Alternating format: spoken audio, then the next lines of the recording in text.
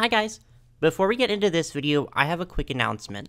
So, on my community tab, I talked a little about the idea of opening up a Patreon, and, well, I did. And if you enjoy my content, please consider subscribing. At this moment, I'm still setting everything up, but all tiers give you access to a private Discord server, as well as posts from me that include exclusive artworks I won't post anywhere else. The higher tiers will allow you to vote on future video topics and possibly request art from me. I already have some posts there, and I plan on opening up more benefits after gathering feedback from the community and patrons to see exactly what people would want out of it. So if you want to be a part of that, again, please consider subscribing. The link will be down below and in my channel bio. Alright, on with the video. Hi guys, back here again for another look at some dolls. There's been a lot of really cool reveals lately, and I'm really excited to talk about them. If you're new here, this is just a little series here on my channel where I go through some new or upcoming releases in the doll world and give my overview on them. No reason to linger too long here on the intro, so let's go ahead and get into it. As always, we'll be starting with our good friend Barbara here. We have some new dolls from the It Takes Two line to tie in with the Netflix series, and they're not great, but it is nice to see more of Brooklyn Barbie and also her family as well. Speaking of Brooklyn Barbie, she has a hair play doll coming soon that looks really cute. Like, okay, yeah, the outfit is atrocious, but all the styling tools she comes with are super cool, and even a silk bonnet that's so adorable. I'm all for this. There's at least 2 new extra mini dolls coming soon as well, and they're cute. I don't really have a problem admitting that, but I don't see myself going out of my way to buy any of the extra minis still. There are some new dolls coming out based on the 1992 Totally Hair Barbie, and obviously she's one of the most iconic Barbie dolls to exist, so these have a lot to measure up to, and I guess they do? I don't know. The original Totally Hair Barbie wasn't exactly the height of quality, so it's not like these are a massive drop. And some recent Barbies have had really good hair quality lately, so it's possible these will be pretty good for their intended purpose. I will say, I hate all the weird cover-ups they come with. Literally looks like the cheapest fabric quality in the world. Like, actually like they have a bathroom floor mat draped on their shoulders. And wait, why are their scrunchies plastic? What on earth does that do? Okay, I have to move on before I actually end up hating these. We also have the next installment in the Signature Pink collection, and this one is, well, I do think the dress is like almost cute. I just think the ruffle there in the middle kind of ruins it. I think it would look so much better without it.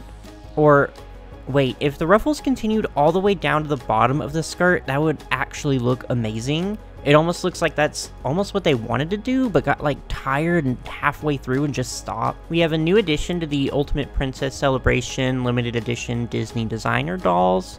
Here is Merida, to be released this month, and she's pretty. I don't really have anything bad to say about her, other than Merida dolls have the same problem as Rapunzel dolls for me.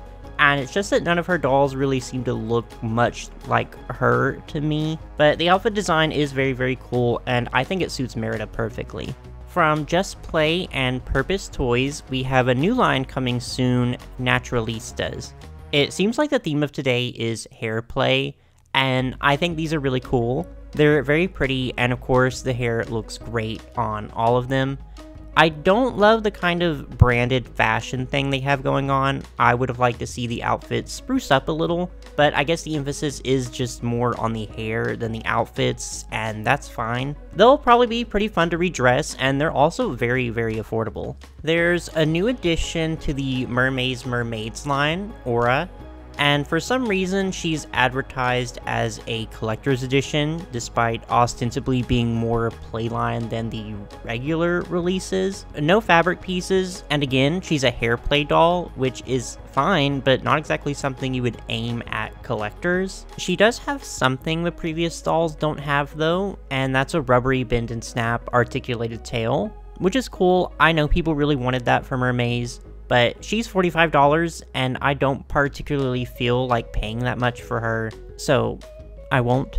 So, I joined the Integrity Toys W Club this year for the first time, which means I can talk about Integrity Toys dolls now. And I know that's a little bit out of the wheelhouse since I do usually stick to Playline, but hey, this is my video, and what, are you gonna tell me you want to hear less opinions from me? So, first, there's the new Anya Christensen doll from the New Fantasy lineup, and obviously she's gorgeous, you don't need me to tell you that.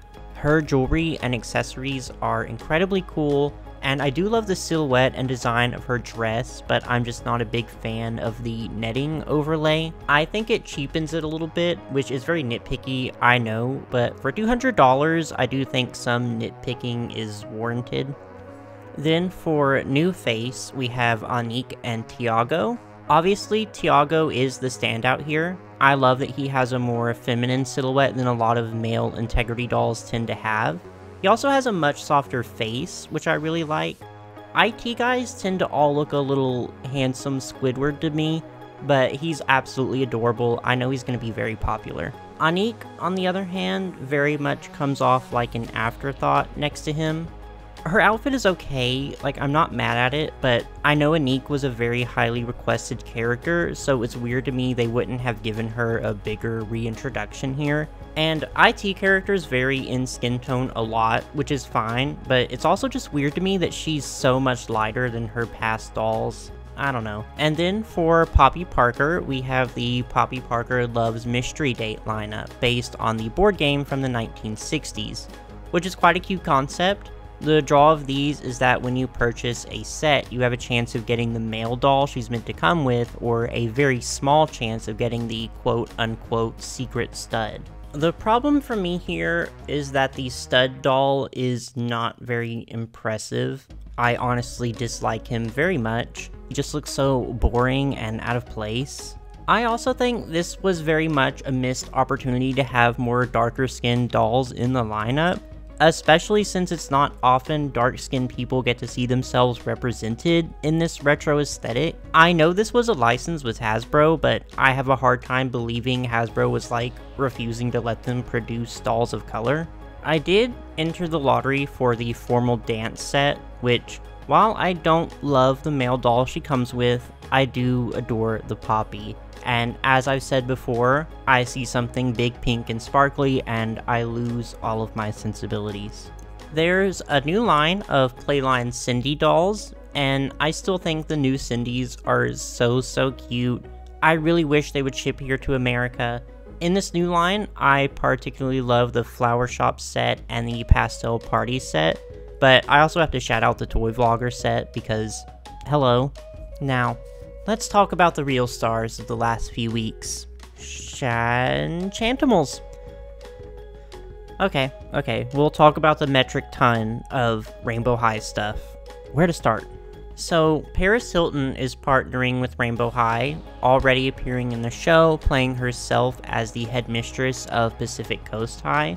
She's also confirmed that there will be a Paris Hilton doll in the lineup, which I'm certain will cost an exorbitant amount of money. And considering the age of Rainbow High's core audience, I was a little confused by this at first, but I guess in retrospect, if there was any celebrity for Rainbow High to partner with, it would be Paris Hilton.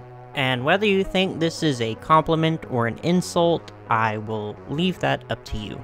Next, obviously, we have the spin-off line Shadow High, which are slowly trickling into stores at the time of me recording this. And overall, I think the Shadow High lineup is pretty cool and very well executed too. I can't imagine that an entirely grayscale doll line would be easy to produce, but they did, and they did it fairly well. And I have to admit, seeing them all lined up with one another is a really interesting effect. But let's go through each individually. Natasha here is one of my favorites. Not because of her outfits, I'm really not a fan of her big feathery dress. Every picture I've seen of her, it just looks really ill-fitting, and the feathers just look really tacky. And her second outfit with the big fur coat, I just feel like I've seen it before. It's not that interesting. The boots are pretty cool, yeah, but the reason I really like Natasha is mostly just for her base doll. I really like her face and the way her skin tone blends with her hair, and especially how the pinkish blush stands out in her sheet white color palette. It reminds me somewhat of an antique doll. It's just a really cool effect. Heather is kind of what I expected the whole Shadow High lineup to look like. Like a lot of people, I assumed the shadow part was a little less literal, that they were going to be an edgier, gothier take on Rainbow High.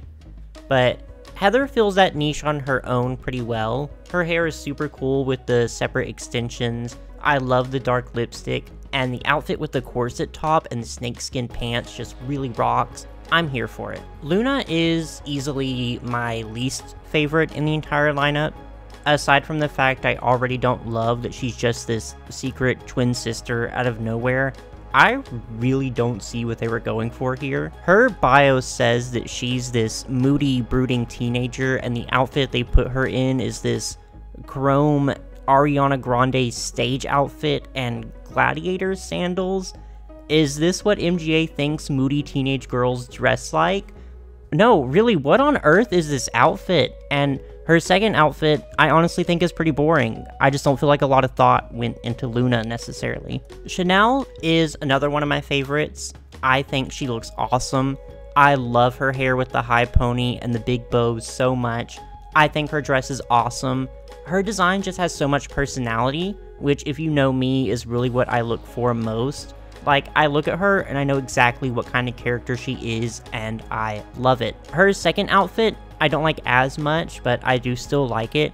I just wish the top was a matching houndstooth set with the skirt. I really don't like when MGA does these stone embellishments on outfits. They just look kind of matronly. Nicole is another that I think just has a ton of personality in the design. She's a lot of fun. The more sporty, jockey aesthetic is not one I'm really into myself, but I enjoy the variety in fashion styles, and I do like her design direction a lot. Her pieces all go together in really fun ways, and also they have a lot of mixing potential. For Ash, I'm really happy to see they've given him a better face mold than past male dolls, and while he's not exactly too out of the box as far as male dolls go, he's alright. I'm very ambivalent towards male dolls in general, but I know a lot of people are going to like him a lot more than me, and I'm fine with that. As for Shadow High as a whole, I do think I'll be buying Chanel and perhaps Natasha, but I honestly don't know about the rest. I know it sounds like I was really into them, but when it comes to what I want to spend money on compared to all the stuff that's coming out recently, I can't say they've made the priority list as high as I was expecting them to. And that's not a dig on Shadow High at all, more so just a comment on how much great stuff is coming out these days and what I have to look forward to. But just when we thought we had time to breathe in the wake of Shadow High's big reveal, the Instagram account actually posted teaser images for Rainbow High Series 4, and these, well, they blew me away. Like, actually, I'm so impressed, and these are just teasers. Gagatondra. But from what we can see from these, there's already a ton of really cool details. I'm so excited for them.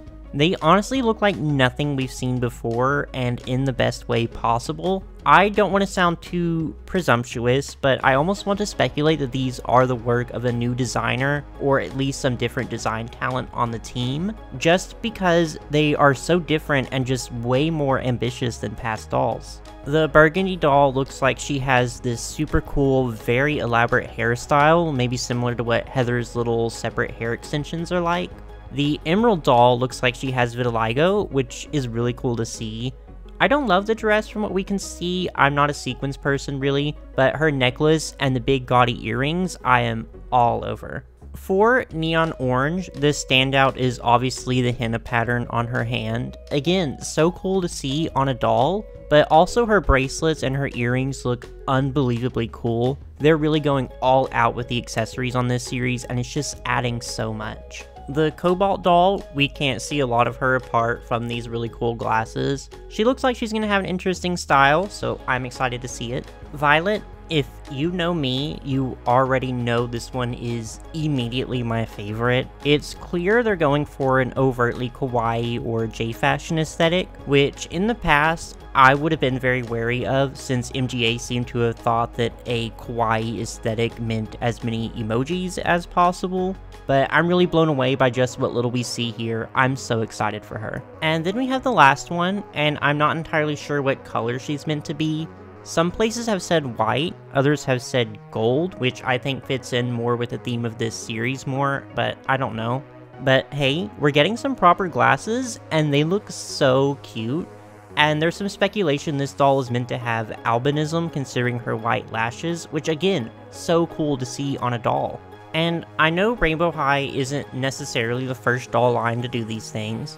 Barbie, for instance, has obviously made diversity and representation a core value of their playline dolls for a while now, but obviously Barbie does not have a monopoly on diversity, and I don't want to pit them against each other. I don't want to say one instance of representation is necessarily better, but I'm honestly more excited to see this level of diversity in Rainbow High especially, because these dolls also have characters and personalities attached to them. Not to mention we're seeing these groups represented in ways that are very fashionable and glamorous. Rainbow High still has its faults, but I really am impressed how they've managed to address certain criticisms and feedback from collectors, not to mention how much they've grown as a brand since the first release. Like, just looking at Series 1 now is sad. They're nothing compared to what we have now. But until we get the full reveals, that's really all I can say about Series 4.